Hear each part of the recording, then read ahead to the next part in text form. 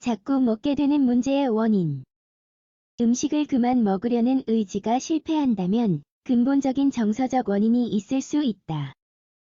자꾸만 무언가를 먹게 되는가? 어떻게 해야 하는지 알고 싶은가? 계속해서 읽어보고 도움이 될 만한 방책을 알아보자.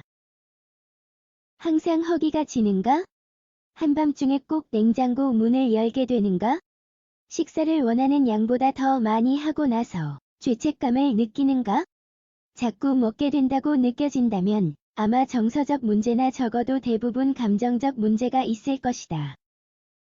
음식 섭취를 제어할 수 없다는 느낌은 외모뿐 아니라 건강에도 해를 끼친다는 것을 알고 있어 괴로움을 줄 수 있다. 이러한 사실을 알면서도 음식에 손이 가는 것을 도저히 멈출 방법을 모른다. 어쨌든 해결 방안은 음식과의 관계에 변화를 주는 것이다. 이에 대해 해야 할 점은 다음과 같다. 자꾸 먹게 되는 이유는 무엇일까? 음식 섭취는 생존을 위한 필수 기능이다. 신체가 매일 기능하는데 필요한 영양분을 얻는 방법이다. 문제는 식사량과 특히 선택한 음식에서 시작된다. 식사량을 적당하게 조절하는 데 어려움을 겪는 사람은 영양가가 낮고 칼로리 지수가 높은 제품을 자주 선택한다. 그렇다면 이처럼 해로운 행동을 하게 되는 이유는 무엇일까? 자기 몸과의 단절. 자꾸 먹게 되고 과식을 하는 이유 중 하나는 자신의 신체 감각을 인식할 수 없기 때문이다. 우리는 모두 태어날 때 허기의 신호를 인식하고 그에 따라 행동하도록 설계되어 있다. 신생아의 경우 음식을 먹기 위해 울음을 터뜨린다. 하지만 시간이 지나면서 이러한 내수용 감각과의 연결이 끊어진다. 이는 여러 이유로 인해 발생할 수 있다. 첫째, 음식은 타인과의 만남, 교제, 상호작용과 관련이 있다. 무언가를 먹는 것은 영양상 가치를 넘어 사회적이고 즐거운 행동이 되고 있다. 한편 현재 빠른 속도의 생활과 스트레스로 인해 우리는 자신의 신체에 귀를 기울이지 못한다. 따라서 실제로 배가 고플 때와 단순히 지루함을 느껴 사회적 소통의 순간을 공유하고 싶을 때를 인식하는 능력을 잃기 시작한다. 정서적 허기. 음식을 먹는 것을 멈추지 못하게 하는 또 다른 측면은 바로 정서적 섭식이다. 이러한 개념은 우리가 감정을 조절하고자 음식을 사용하는 것을 의미한다. 불안하거나 슬프거나 감정 주체를 못하거나 실망감을 느낄 때 음식을 더 많이 먹는다는 것을 눈치챘는가? 이러한 행동에는 이유가 있다.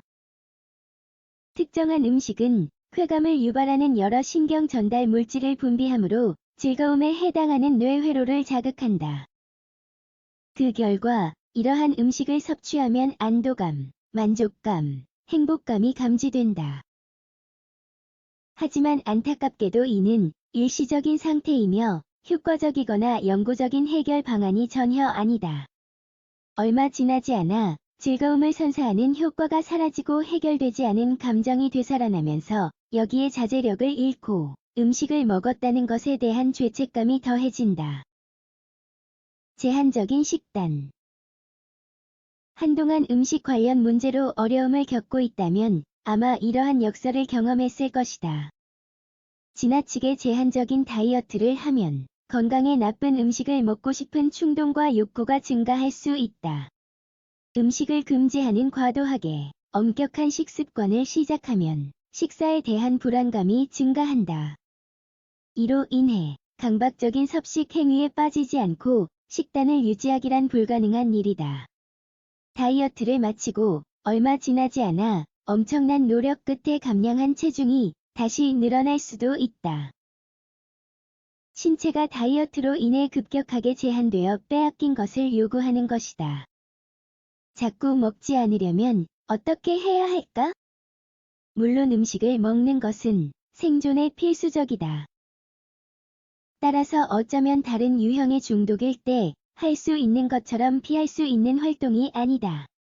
여기에서 해결 방안은 음식의 영양 기능을 인지하고 더 의식적으로 식사를 하면서 음식과의 관계에 변화를 주는 것이다. 이렇게 하려면 신체와 다시 하나가 되어 신체가 보내는 신호에 귀를 기울이고 이를 해석하는 방법을 배우는 것이 필수적이다. 다시 말해, 실제로 배가 고플 때와 스트레스나 불안으로 인해 정서적 허기가 느껴질 때를 인식하는 것이 관건이다. 한편 부정적인 감정 상태에 대처하는 데 도움이 되고 효과적인 대처 전략을 세우고 개발하는 것이 중요하다. 목표는 감정을 조절하고자 음식에 손이 가는 것을 멈추는 것이다. 우리는 감정을 관리하는 다른 방법을 배워야 한다. 감정 표현, 치료적 글쓰기 또는 명상은 도움이 될 만한 대안이다. 끝으로 음식과 건강한 관계를 구축하자. 즉, 음식을 위안이나 적으로 생각해서는 안 된다. 음식이 신체에 필요한 연료에 불과하다는 점을 잊지 말고 자신의 영양상 필요에 따라 음식을 선택하는 법을 배워야 한다. 어떤 한 식품군을 금지하거나 나쁘게 생각하지 말고 건강하고 균형 잡힌 식생활을 시작하자. 특히 자신이 무엇을 하고 있는지를 인식하면서 적당하게 음식을 섭취하자.